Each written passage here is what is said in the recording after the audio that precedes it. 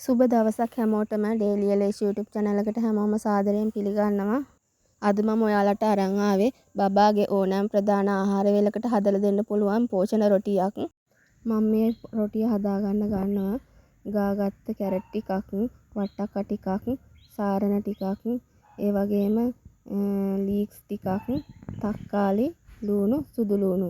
ඒ වගේම තම්බාගත්ත අල ටිකක් වගේම පාන් පිටි කෝපයක් විතර. මුලින්ම මම තම්බාගෙන පොඩි කරගත් අල ටිකට එළවලු ටික මෙහෙම එකතු කරගන්නවා.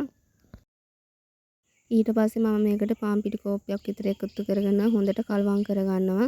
ඊට පස්සේ මම මේකෙන් රොටි ටික හදාගෙන මේ වගේ තෙලට දාගන්නවා. රොටියේ පැත්තක් මේ පාටට ආවට පස්සේ මම අනිත් පැත්ත පෙරලා ගන්නවා. මේ තමයි මගේ අවුරුදු 1මාරේ බබාට මම හදාගත්ත පෝෂණ රොටි ටික.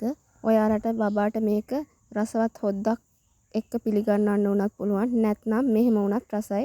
ඒ වගේම කැරට් වට්ටක්ක වගේ දේවල් නැත්නම් ඕනම එළවලුවක් පාවිච්චි කරලා මේ රොටි එක හදාගන්න පුළුවන්. මේ වගේ බබාලට හදන අලුත් කෑමවල වීඩියෝ බලන්න කැමති නම් මගේ channel එක subscribe කරලා තියාගන්න. ඒ වගේම තව කෙනෙක්ට බලන්න share කරන්න. ගිහින් එන්නම්. සුබ දවසක් හැමෝටම.